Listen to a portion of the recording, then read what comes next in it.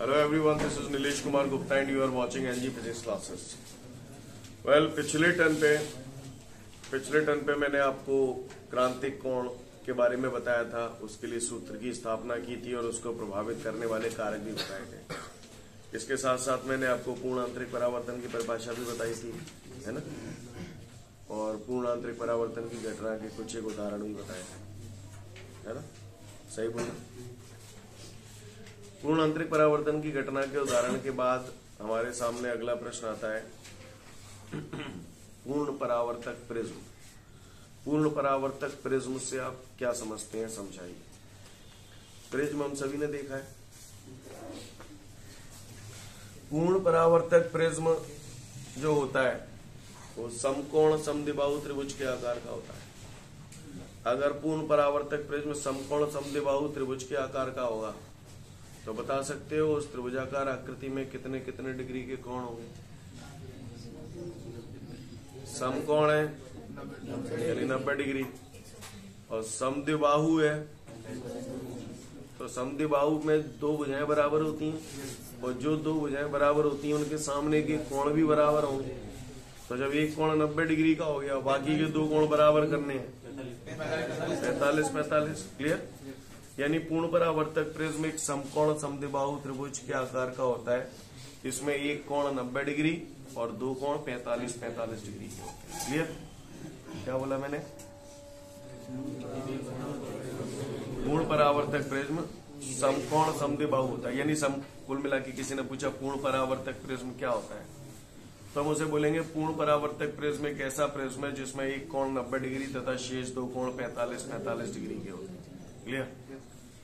इस प्रिज्म का उपयोग हम लोग जो करते हैं प्रकाश की किरणों को 90 डिग्री के कोण से विचलित करने के लिए, 180 डिग्री कोण से विचलित करने के लिए और ऊर्ध्व शीर्षकारी प्रिज्म की भांति भी इसे इस्तेमाल करते हैं। ऊर्ध्व शीर्षकारी, इसका मतलब क्या है अभी मैं आपको समझाऊंगा कि क्या मतलब है इसका। क्लियर? कई बार आपका झगड़ा हो जाता है किसी से, जो कहते हैं औंधो गद्दे हो, औंधो गद्दे नहीं उल्टो गद्दे हो। सही बोल रहा हूँ ना? बोलो भैया। यानी भाई बागो मुंह ऊपर है तो मुंह नीचे आ जाओ और टांगे ऊपर है जाएंगे, है ना। ऊर्ध्व शीर्षकारी, जो शीर्ष को, समझ में आ रही है मेरी बात? क्लियर? हाँ, उल्टा कर दे। क्लियर है? खैर अब जब पढ़ाऊंगा तब बताऊंगा आगे। तो समझ में आ रही बात? पूर्ण परावर्तक प्रिज्म एक ऐसा प्रिज्म होता है जिसके अंदर क्या एक कोण 90 डिग्री तथा शेष दो कोण यानी समकोण समद्विबाहु है। ठीक है? इसका उपयोग क्या है? प्रकाश की किरणों को 90 डिग्री के कोण से विचलित करने के लिए। दूसरा 180 डिग्री कोण से विचलित करने के लिए और तीसरा ऊर्ध्व शीर्षकारी प्रिज्म की भांति, है ना। बाइनोकुलर, पेरिस्कोप वगैरह में इसका उपयोग किया जाता है। तो चलिए देखते हैं।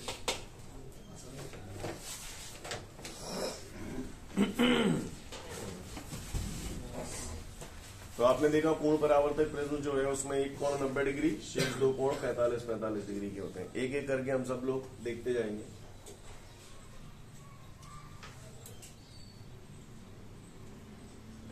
प्रिज्म दिखाई दे रहा है? मैंने मान लिया ये 90 डिग्री का हो गया, 45। कोण वोण दिखाने की जरूरत नहीं, पर बता रहा हूं आपको। ठीक, ये कोई वस्तु रखी है, ठीक है भैया। मुझे एक बात बताओ, जब कोई प्रकाश की किरण किसी प्रिज्म जो होता है, कांच के प्रिज्म होते हैं, है ना। वैसे आपको बता दूं क्राउन कांच के प्रिज्म बनाए जाते हैं या फ्लिंट कांच के प्रिज्म बनाए जाते हैं। ये कांचों की अलग अलग वेराइटियां हैं। क्लियर? अब आपने पढ़ा है जब कोई प्रकाश की किरण किसी तल पर लंबवत गिरती है सीधी निकल जाती है। तो ये जो तल है, इस तल पे ये प्रकाश की किरण ऐसे गिर रही है, ऐसे गिर रही है, तो कैसे निकल जाएगी? सीधी निकल जाए। सही बोलना? बोलो।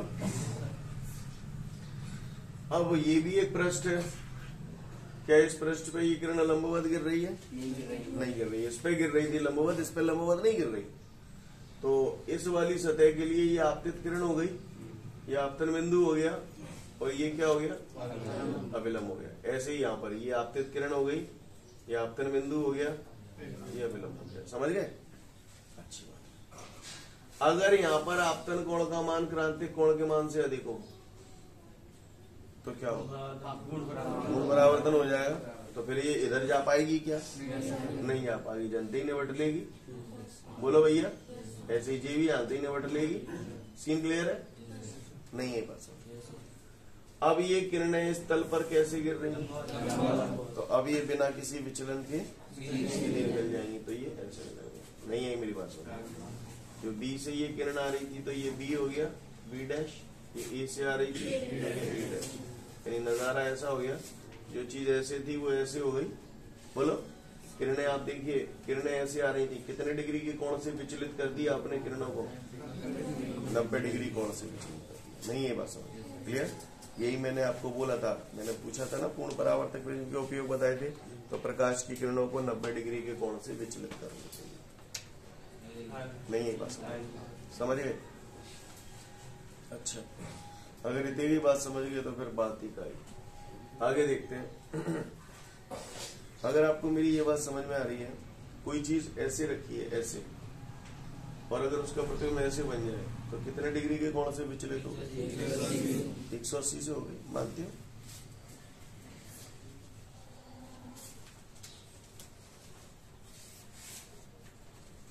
अब इस प्रिज्म को मैंने घुमा कर रख दिया, समझ गए मेरी बात में? ये वाली भुजा ये रही और ये दोनों ये। कहानी समझ में आ रही है? कोई वस्तु रखी है ये भी, ठीक है भैया? सीन क्लियर है? तुम बताते हैं ना प्रकाश की किरण कैसे जाएगी, चलो सीधी निकाल दो। समझ में आ रही है बात? कोई दिक्कत? फिर वही यहाँ पर इस तल पे गिर रही है, ये आपतन बिंदु, ये अविलंब। समझ रहे हो ना? आपतन कोण का मान क्रांतिक कोण के मान से अधिक होगा तो क्या होगा, कोण परावर्तन। नहीं है मेरी बात समझ? बोलो भैया, सीन क्लियर है? फिर इस वाले तल पर ये आपतित किरण, ये आपतन बिंदु, ये अविलंब, ये अविलंब सीधी नहीं आएगी क्योंकि इस तल पे लंबवत गिर रही है। जहाँ पे लंबवत गिर रही है ना सीधी जानी। फिर से यहाँ पर ये आपतित किरण हो गई, आपतन बिंदु पर अवलंब हो गया, और ये क्या हो गया, आपतन कोण। अगर इस आपतन कोण का मान क्रांतिक कोण के मान से अधिक हुआ तो क्या होगा, फिर से ये ऐसे हो जाएंगे। बोलो भैया, और ये ऐसे हो जाएगी। सही जा रहा हूँ? और अब इस तल पे ये कैसी गिर रही है, कैसे जाएंगी, सीधी निकल जाएंगे। नहीं यही बात समझ? गौर से देखिएगा, ए से किरण ये आई, ये आई, और फिर ये तो ये हो गया ए डैश। बी से ये आई, ये आई, ये आई, ये बी डैश। यानी ऐसी कहानी हुई। जो वस्तु इसमें तीर का निशान कहाँ की तरफ है, ऊपर की तरफ है। यानी जो वस्तु ऐसे रखी थी वो घूम के ऐसे हो गई। प्रकाश की किरणें कितने डिग्री के कोण से विचलित हो गई, जो किरण ऐसे जा रही थी बाद में लास्ट में यूं हो गई तो कितने डिग्री के कोण से विचलित हो गई, 180 डिग्री के कोण से। नहीं है पास? सीन क्लियर है? तो पूर्ण परावर्तक प्रिज्म का उपयोग प्रकाश की किरणों को 90 डिग्री के कोण से विचलित करने के लिए, 180 डिग्री के कोण से विचलित करने के लिए। आगे बढ़ते हैं। आगे देखिए ध्यान से सब लोग। फिर से मैंने ये प्रिज्म बना दिया, ठीक है? ये वस्तु रखी हुई है, ओके? ये आपतित किरण है, ठीक है? क्या ये लंबवत गिर रही है? तो फिर क्या होगा, अपवर्तित हो जाएंगी, विरल से सघन माध्यम की ओर जा रही है। तो कहाँ की ओर, क्योंकि ये हवा है बाहर, फिर उसमें कांच का होता है तो हवा से कांच में जा रही है, तो विरल से सघन जा रही है, तो अविलंब की ओर। हम इसमें अविलंब वगैरह नहीं बना रहा हूँ, अविलंब ऐसे तो बनाओगे, तो सीधा झुका रहा, ये झुक गई, ये भी झुक गई। कहानी क्लियर है? अब ये यहाँ से इस सतह पे पड़ रही है, तो ये आपतित किरण हो गई, आपतन बिंदु, और ये ऐसे यहाँ पर ये अविलंब। ये आपतन कोण का मान अगर क्रांतिक कोण के मान से देखोगा तो क्या होगा, पूर्ण परावर्तित हो जाएगी, तो ये ऐसे हो जाएगी।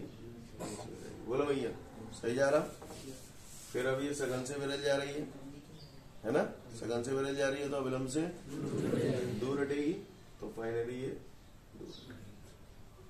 कहानी समझ में आ रही है? बी से किरण आई, ये तो ये हो गया बी डैश। ए से किरण आई, ये ए डैश, यानी नजारा ऐसा हो गया। जाको जो सी सतो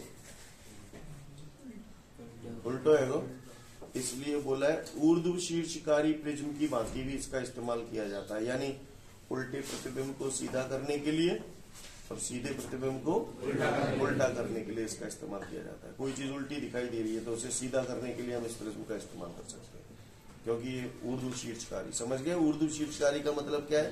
ये शीर्ष है, औंधा कर दो, नहीं है मेरी बात समझ? सीन क्लियर है? तो किसी ने अगर मुझसे पूर्ण परावर्तक प्रिज्म पूछ लिया तो बता देंगे, कोई दिक्कत? पढ़ लो फटाफट, फिर आगे बढ़ो। अच्छा एक बात बताओ, ये जो चित्र दिखाई दे रहे हैं इसमें एक में मैं बता रहा हूँ, फिर आप बताना, ठीक है? ये अपवर्तन की घटना में क्या होता है? किरण एक माध्यम से दूसरे माध्यम में जाती है तो अपवर्तन की घटना होती है। परावर्तन की घटना में क्या होता है?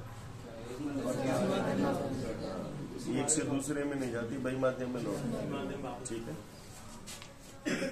इस प्रकाश की किरण को ध्यान से देखो, कायते काय में आ गई, यानी हवाते कांच में आ गई। कौन सी घटना आ गई? जीवारी अपवर्तन आ गई। जीवारी कौन सी है? क्योंकि कांच में ही आ गई। कौन सी? वही पूर्णांतरिक परावर्तन। और जीवारी, तो इस चित्र में कितनी बार अपवर्तन हुआ है? और पूर्णांतरिक परावर्तन क्या वीर अपवर्तन है? पूर्णांतरिक परावर्तन 2 बार।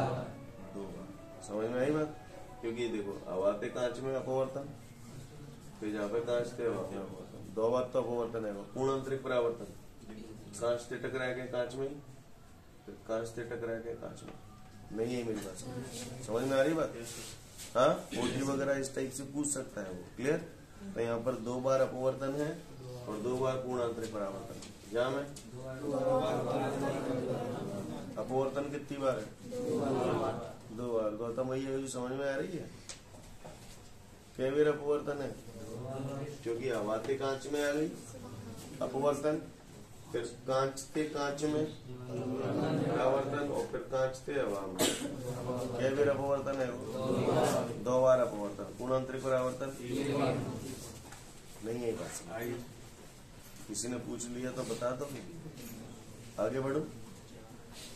आगे बढ़ते हैं, अगला प्रश्न है इसके बाद हमारे सामने, उत्तल गोलीय पृष्ठ से प्रकाश के अपवर्तन हेतु व्यंजक स्थापित कीजिए। क्लियर? क्या बोला मैंने? उत्तल गोलीय पृष्ठ से प्रकाश के अपवर्तन हेतु व्यंजक स्थापित कीजिए। 4 से 5 नंबर के लिए बहुत अच्छा क्वेश्चन है। क्लियर? तो हम लोग ध्यान से देखेंगे तो समझ पाएंगे, अदरवाइज बम्पर हिट जाएगा, ठीक है? ओके? पिछले 8-10 साल के अनसॉल्व उठा के देखोगे तो 6-7 बार मिल जाएगा। समझ में आ रही बात? Important question. करें तैयार? उत्तल गोलीय पृष्ठ हो जाएगा, तो इसके बाद अगला क्वेश्चन अवतल गोलीय पृष्ठ से होगा। एक जैसे ही है, मिलते जुलते हैं, ठीक है? तैयार? अच्छा, तो भैया इससे पहले कि मैं इसकी तैयारियां करूं, मेरी बात ध्यान से सुनना सब लोग, ठीक है? गौर से देखेंगे ऑन द बोर्ड। उत्तल गोलीय पृष्ठ और अवतल गोलीय पृष्ठ, वैसे तो ये सब चीजें आप लोग 9th-10th में थोड़ा बहुत पढ़ चुके हो, उत्तल दर्पण अवतल दर्पण। यहाँ पर बात हो रही है उत्तल गोलीय पृष्ठ की। 2 प्रकार के पृष्ठ होते हैं, इसको बोलते हैं उत्तल गोलीय पृष्ठ, अवतल गोलीय पृष्ठ। क्लियर? ये कौन सा है? अवतल गोलीय पृष्ठ। जब भी कभी गोलीय पृष्ठ हमें बनाना हो, अवतल गोलीय पृष्ठ बोले तो आप ऐसे बनाना, उत्तल गोलीय पृष्ठ बोले तो ऐसे बनाना। क्लियर? समझ में आ रही बात? इस पे ऐसे मत करना, ऐसे करते थे ना आप 9th में, ऐसे कर देंगे आपने, पॉलिश कर दी तो ये दर्पण बन गया, ये गोलीय पृष्ठ नहीं रहा, ये दर्पण बन गया। क्लियर? तो ये मत करना, क्लियर? सिंपल बस ऐसे ही बना देना, ये उत्तल गोलीय पृष्ठ, ये वाला अवतल गोलीय पृष्ठ। ठीक है? ध्यान से सुनते जाना तो आपको चीजें क्लियर होंगी, अदरवाइज दिक्कत आ जाएगी। क्योंकि ये जो चैप्टर मैं आपको पढ़ा रहा हूं तो इसमें से जो परावर्तन वाला हिस्सा है, दर्पण वाला पार्ट है, वो हटा दिया है ना, कम किया है वो पार्ट। तो इस वजह से अदरवाइज उसमें काफी सारी चीजें आपको और भी बताता, पर फिलहाल चूंकि अब वो है नहीं तो इसलिए कुछ चीजें बता रहा हूँ, उन्हें अच्छे से जान लो, है ना। वैसे आपने 9th-10th में ये सब चीजें दिखी है। तो मैंने यहाँ पर ये जो गोली पृष्ठ बनाया है, ये कैसा गोली पृष्ठ है? उत्तल गोली पृष्ठ है। इसका गोलीय पृष्ठ है तो गोलीय पृष्ठ तो गोली में से काटे जाते हैं। जाको गोला कैसे बनेगा इशारे से बताओ, समझ गए कैसे बनेगा? बनाओ हाथ बनाओ, घुमाओ हाथ अपने। हाँ, तो केंद्र कौन सी लंग होगा? जा गोला को जालंग होगो कि जालंग होगो? जालंग होगो। बात समझ में आ रही है? मतलब मुझे दिख रहा है जो उत्तल गोली पृष्ठ ऐसा, तो जाको गोला के तुमने ऐसा ही बनेगा, और गोला ऐसा बनेगा तो केंद्र यही आवेगा कि तुमने। केंद्र को वक्रता केंद्र बोलते हैं और इसे सी से प्रदर्शित करते हैं, सेंटर ऑफ कर्वेचर। क्लियर? वक्रता केंद्र सुना होगा ये वर्ड आपने पहले। क्लियर?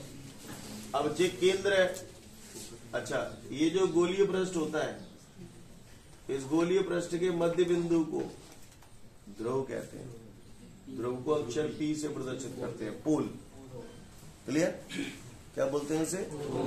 पोल। पोल यानी कि ध्रुव। क्लियर?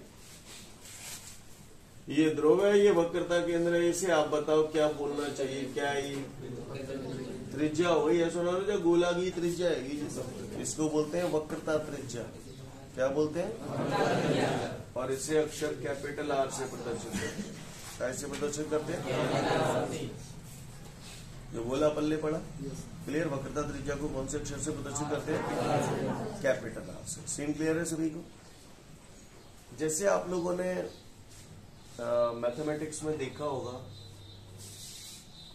ये एक्स अक्ष होता है, ये वाई अक्ष होता है। च्युतियों बता दे वो। क्लियर? इसको क्या बोलते हैं? मूल बिंदु, है ना। मूल बिंदु सही बोल रहा, अच्छी बात है। मूल बिंदु के इधर की दूरियां कैसी होती हैं? इधर की समझ में आती है बात? सबको क्लियर है? मुझे बोलने की जरूरत तो नहीं पड़ेगी। इसका यहाँ पर जब मैं क्रियाकलाप अभी थोड़ी देर बाद करूंगा, तो ये जो ध्रुव है ना, ये मूल बिंदु की तरह होता है। ऐसे नहीं लग रहा? ये कहानी, ये मूल बिंदु मान लो आप इसे। अब अगर ये मूल बिंदु है तो इधर की तरफ नापी गई दूरियां कैसी होंगी? धनात्मक। इधर वाली, ऊपर वाली, नीचे वाली, कहानी समझ गए? क्लियर? मैं अभी यूज करूंगा इसलिए बोल रहा हूं। ध्रुव से वक्रता केंद्र तक की दूरी क्या होती है? एक दिन मैंने आपको ये पढ़ाया था, 1μ2 बराबर साइन आई बटे साइन आर भी होता है, v1 बटे v2 भी होता है। म्यू के फॉर्म में क्या होगा?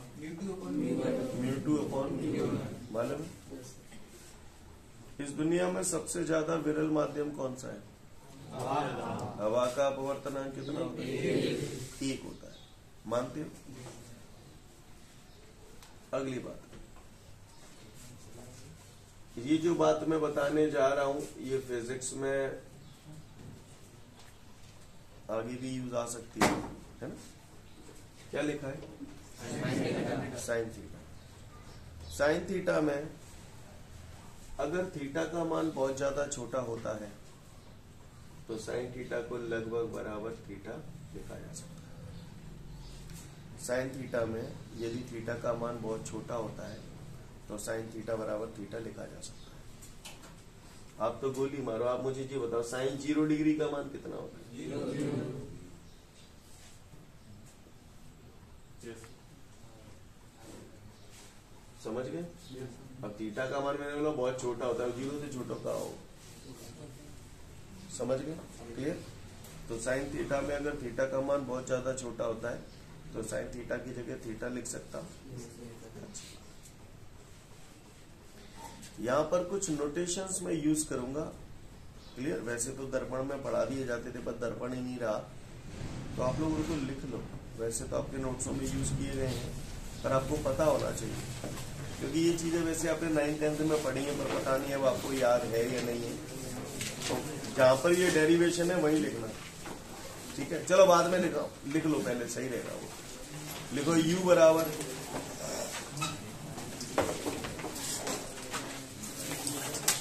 u बराबर वस्तु की ध्रुव से दूरी, u बराबर वस्तु की ध्रुव से दूरी, स्मॉल लेटर लिखना सारे, u बराबर वस्तु की ध्रुव से दूरी,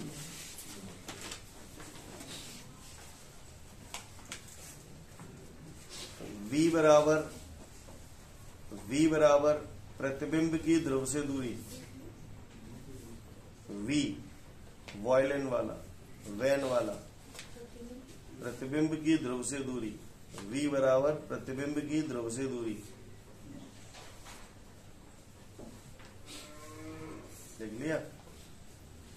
आर तो समझते ही हो, वक्रता त्रिज्या, इसे तो लिखाने की जरूरत नहीं है। और लिखो, ये आगे भी काम आएंगे आपको। आई बराबर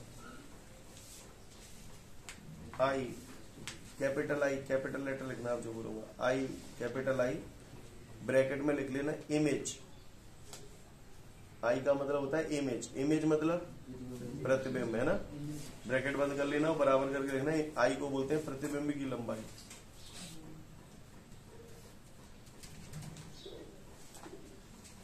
लिख लिया? फिर अगला लिखो कैपिटल ओ, ब्रैकेट में लिखना ऑब्जेक्ट,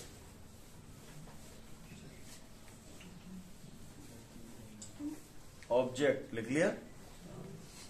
ऑब्जेक्ट बराबर ब्रैकेट बंद करके लिखना बराबर। ऑब्जेक्ट क्या होता है? हाँ, तो वस्तु की लंबाई, वस्तु की लंबाई।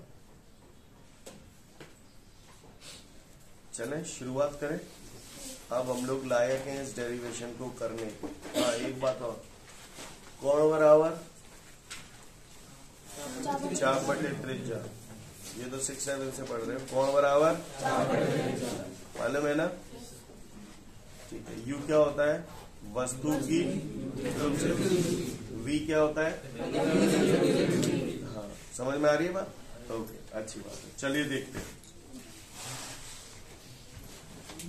सब लोग ध्यान देना, पहले ही बोल रहा हूं 4 से 5 नंबर फ्री के हैं, इसलिए ध्यान से गौर से देखेंगे सभी लोग ऑन द बोर्ड।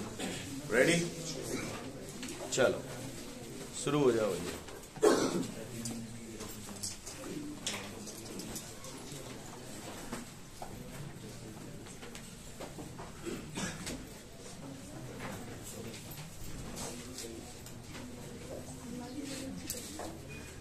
कैसा गोलीय पृष्ठ है?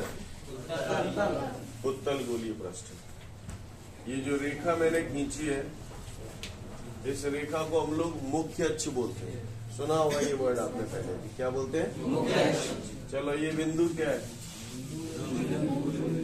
इसको बोलते क्या है? ध्रुव, P। समझ गए? पोल, हाँ पोल। ये क्या है? क्या है ये? बकरा केंद्र।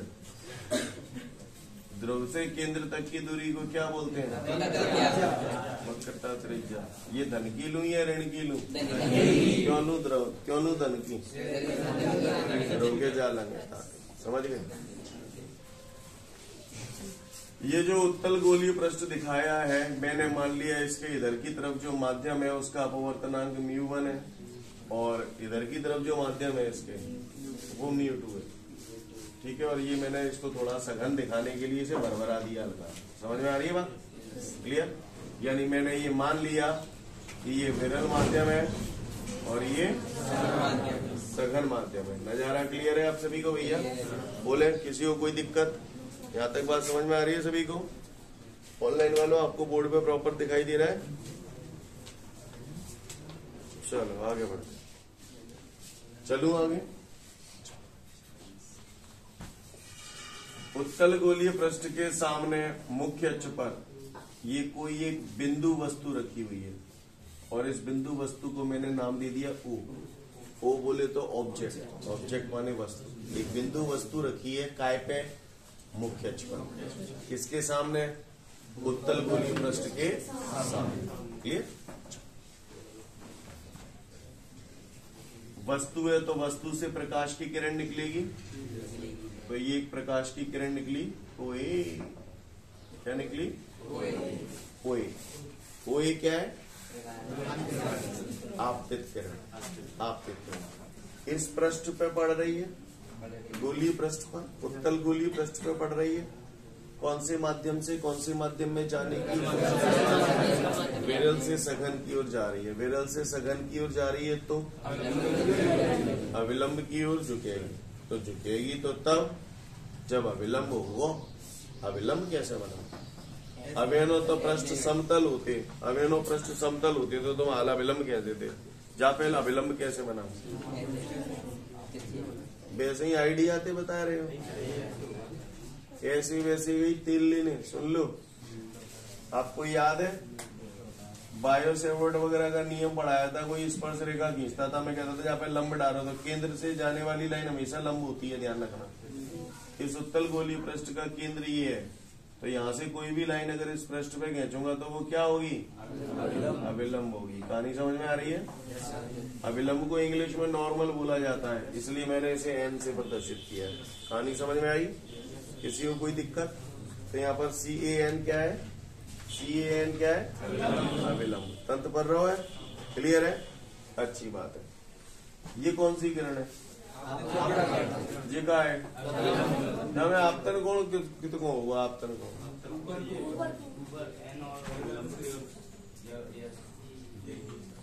यही समझ गए? अच्छी बात। आप विरल से सघन जा रही है, कैसे ले जाऊं? ये अविलंब समझ में आया ना कैसे डाला? कभी भी पृष्ठ अगर गोल होंगे इस टाइप के तो अविलंब हमेशा केंद्र से डलेगा। तो ये केंद्र से अविलंब डाल दिया। अविलंब को नॉर्मल बोलते हैं, इसलिए इसे अक्षर एन से प्रदर्शित किया है। नजारा क्लियर है सभी को? कोई दिक्कत? चलूं आगे। अच्छी बात। विरल से सघन में जा रही है तो अविलंब की ओर झुकेगी। कायदे से इस किरण को कैसे जाना चाहिए था? यूं जाना चाहिए था। मुझे अविलंब की ओर झुकानी है, तो ऐसे झुकाऊं कि ऐसे झुकाऊं? ऐसे झुकाऊं? तो ऐसे झुकाऊंगा। झुक गई। कहानी क्लियर है भैया? यहाँ पर ये किरण काट रही है तो यहाँ बनेगा इसका प्रतिबिंब। प्रतिबिंब को इमेज बोलते हैं, इसलिए इसे आई से प्रदर्शित किया। समझ में आ रही है बात? ऑब्जेक्ट ओ माने ऑब्जेक्ट, ऑब्जेक्ट माने वस्तु, आई माने इमेज, इमेज माने प्रतिबिंब। क्लियर है? काहुए को परेशानी? अच्छी। चलो आगे बढ़ते हैं। ये कौन सी किरण है? AI अपवर्तित किरण। OA CAN। आपने बोला AI अपवर्तित किरण है और ये जो CAN है वो अविलंब है, तो मुझे बता सकते हैं इसमें अपवर्तन कौन कौन सा होगा?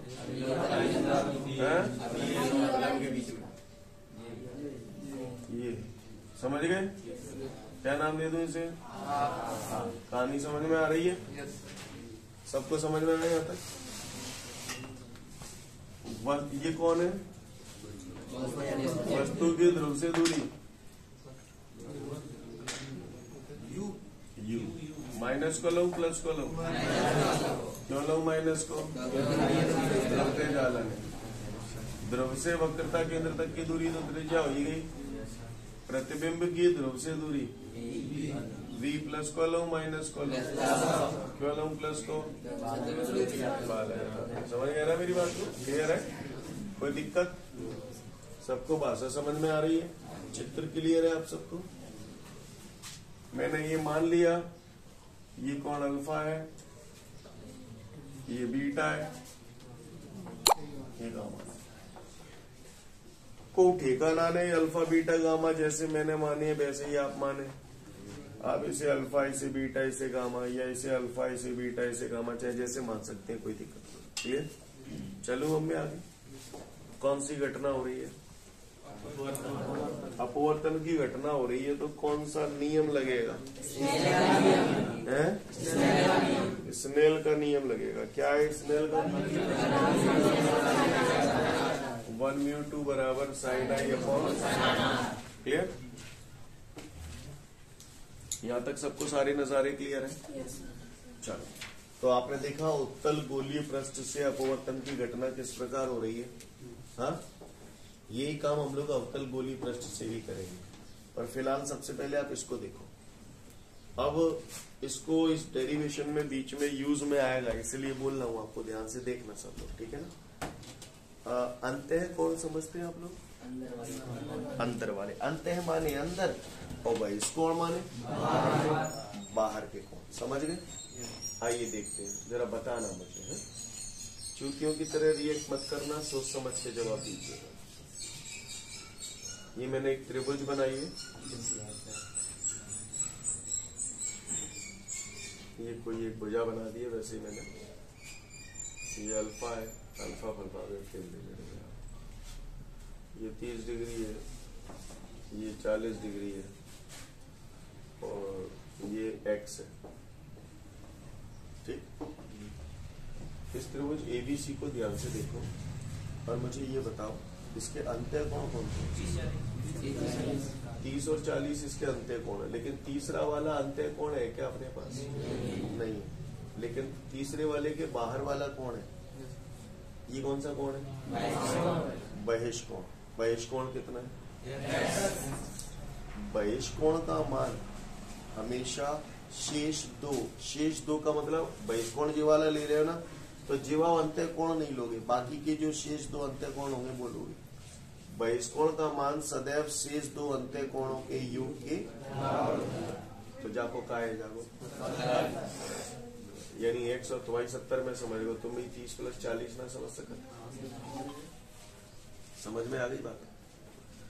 अच्छा, अगर आपको ये बात समझ में आ गई तो जरा देखना, जरा त्रिभुज देखो आप, OAC,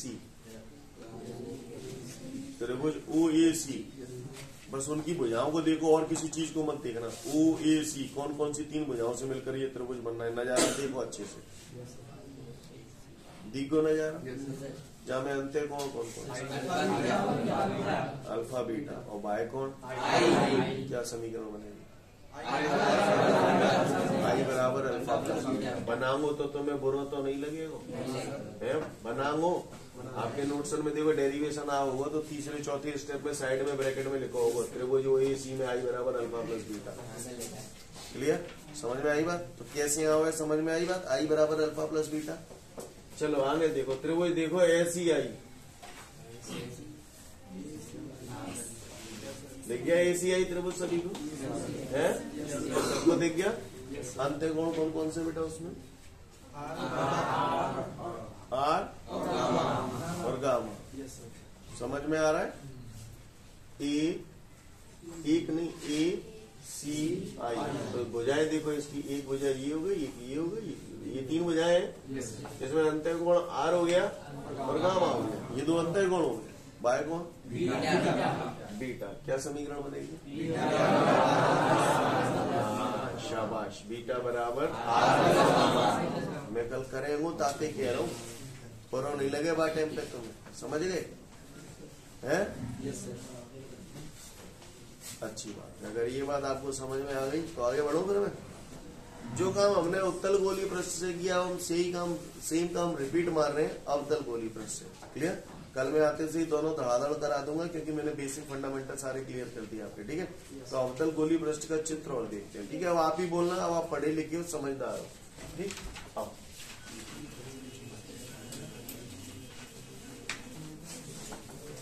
ध्यान से देखिएगा सब लोग। अवतल गोलीय पृष्ठ बताओ भैया, अवतल गोलीय पृष्ठ बनाऊं कैसे? जो में जी का है, क्या बोलते हैं इसे? जी का है, ठीक है? हाँ, पोल।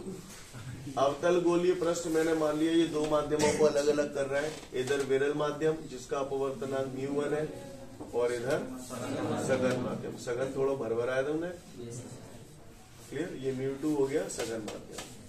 आपको मेरी बात समझ में आ रही है? अच्छी बात है। चलूं आगे, किसी को कोई दिक्कत? बोलते जाओ। ये क्या है? ये वस्तु है ना? ओ का मतलब ऑब्जेक्ट, ऑब्जेक्ट माने वस्तु। अच्छा, ये गोल पृष्ठ है तो जाहिर सी बात है कि वक्रता केंद्र इसका इधर होगा या इधर होगा? तो मान लीजिए ये मैंने इसका क्या बना दिया? वक्रा केंद्र। क्लियर? समझ गए? वस्तु से क्या निकलेगी? तो ये कौन सी किरण है? क्या नाम है आपतित किरण का? कौन सी माध्यम से कौन सी माध्यम में जाएगी? विरल से सघन जाएगी तो झुकेगी तो तब अविलंब कैसे बनाओ? केंद्र से। शाबाश। तो ये केंद्र है, ये आपतन बिंदु है। डालता हूँ अविलंब नहीं है भाषा। अविलंब को इंग्लिश में क्या बोलते हैं? नॉर्मल है तो कौन से अक्षर से?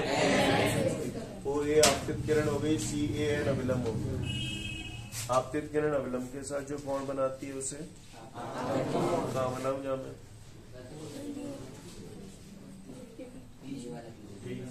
यही वाला तुम कह रहे हो तो अभी बना रहा हूँ। बता दिए बना दो। ठीक है बना। ठीक है भैया, सीन क्लियर है? तो विरल से सघन जा रही है, कायदे से इस किरण को ऐसे जाना चाहिए था। और विरल से सघन जा रही है तो अविलंब की ओर झुकेगी या दूर हटेगी? ऐसे झुकाऊं या नीचे नहीं आऊंगी? नीचे क्यों लाऊं? कमी ना अविलंब की ओर झुकेगी तो ऊपर की ओर जाएगी ना। न्यो जा रही है अविलंब की ओर तो अविलंब जी रहो ना, तो न्यो झुकाओगे कि न्यो झुकाओगे? अविलंब की ओर झुकेगी। नहीं आई? नहीं आई? शेखर तो ये झुक गई। ठीक है भैया। ओ ए आपतित किरण है, ए बी अपवर्तित किरण है। तो कोई मुझे बता सकता है ये कोण कितना होगा? समझ गए? अपवर्तित किरण अविलंब से जो कोण बनाती है उसे अपवर्तन कोण कहते हैं। यहाँ तक किसी को कोई दिक्कत? बोलो भैया। अब यहाँ से जो बंदा देख रहा होगा उसको ये वाली किरण कहाँ से आती हुई प्रतीत होगी? उसको ये किरण कहीं ना कहीं नहीं, यहाँ से जो बंदा देख रहा है तो उसे ये किरण कहीं ना कहीं पीछे से आती हुई प्रतीत होगी और उस वस्तु का प्रतिबिंब। देखो अब यार, जो प्रतिबिंब बना था वहां प्रतीत नहीं हो रही थी, वहां तो दिख रही थी, लेकिन यहाँ पे प्रतीत हो रही है। यानी वहां वाला जो प्रतिबिंब था पिछले चित्र में वास्तविक प्रतिबिंब था, ये आभासी प्रतिबिंब। ऐसा प्रतीत होगा, नहीं है बात आ गई? अच्छा समझ गए? तो चलो बताओ जी का है वस्तु की ध्रुवीय दूरी माइनस को प्लस को है करपटी दचका देंगे, द्रव्य मूल बिंदु कहते हैं। जालन ना पढ़ो। चलो प्रतिबिंब की ध्रुवीय दूरी माइनस, वक्रता केंद्र की ध्रुवीय दूरी माइनस। मेरी सारी बातें आपको समझ में? इसको मैंने मान लिया अल्फा बीटा गामा। काहुए को ऊपर ही सन सोच लो, सोच ली आगे सोचो, सोच। चूतियों की तरह रिएक्ट मत करना, सोच समझ के जवाब देना। ये लाइन देख रहे हो आई से जो निकल रही है, कहाँ पे जाके खत्म हो रही है? बी पे। ठीक है, दिख गई ना सीधी लाइन? सीधे जो लाइन शुरू हो रही है कहाँ पे जाके खत्म हो रही है? एन पे। क्रॉस बनना, क्रॉस बनना। मुझे बता दो ये कौन कितने को? आर। क्यों? सम्मुख कोण है, समझ गए ना? शीर्षा विमुख कोण है। जी आ रहे तो जी आर हो, समझ में ना नहीं आएगा? सोच ले, सोच ले आगे सोचवाऊं। 1-2 मिनट और लूंगा, ठीक है? सोचवाऊं, आ जाओ सोचो भाई। इस कोण का मान सदैव अंत्य कोणों के योग के बराबर होता है। अब आप देखिए इसमें त्रिभुज OAC और उसके बीच बीच वाली भुजाओं को मत देखना, केवल OAC। तो OAC कौन कौन सी भुजाओं से मिलकर बना है? पहले देखो, घुर्रा घुर्रा है देखो। और आपको कोण तो बहुत सारे बनने पर आपको उन्हीं कोणों से मतलब है जो उन भुजाओं के बीच में बनने हैं जिनसे OAC बना है। ठीक है, तो बताओ अंत्य कोण कौन कौन सा? अल्फा और आई। आर और बीटा तो नजर ना आ रहे ना? शाबाश, वेरी गुड। बाय कौन कौन सा है? गामा। गामा है ना? क्या बनेगा? गामा बराबर अल्फा प्लस आई प्लस अल्फा पाती कहिए। क्लियर है? समझ में कल कनपटी सुझा देंगे जब पूछेंगे तब अनुमान बना देंगे एक एक करने पहले ही बोल रहा हूँ। आ जा तेरे को ऐसी आई ACI। अब आपको इन्हीं बुझाओं से मतलब है, और किसी बुझाओं को मत देखना। ACI और बताओ अंतर कौन कौन कौन? बीटा और आर। समझ गए ना? क्योंकि ACI तो मुझे ये बुझा और ये बुझा, तो जावारी बुझा और जावारी बुझा के बीच में आर बनना हुआ है, जाके बीच में बीटा बना। आर और बीटा अंतर कौन है? बाय को क्या बनेगा? गामा बराबर बीटा प्लस आर या आर प्लस बीटा। समझ में आ गई बात? क्लियर? तो कल को मैंने गईयों कही करा दोगे तुम। तो अगर इतने तुम समझ गए तो मैं 5 नंबर पक्की है ये चैप्टर की। क्लियर? रहो करते हैं। ठीक है, तो फिर आज के लिए पर्याप्त है, कल फिर मिलते हैं। Thank you everyone, have a great day to all of you guys.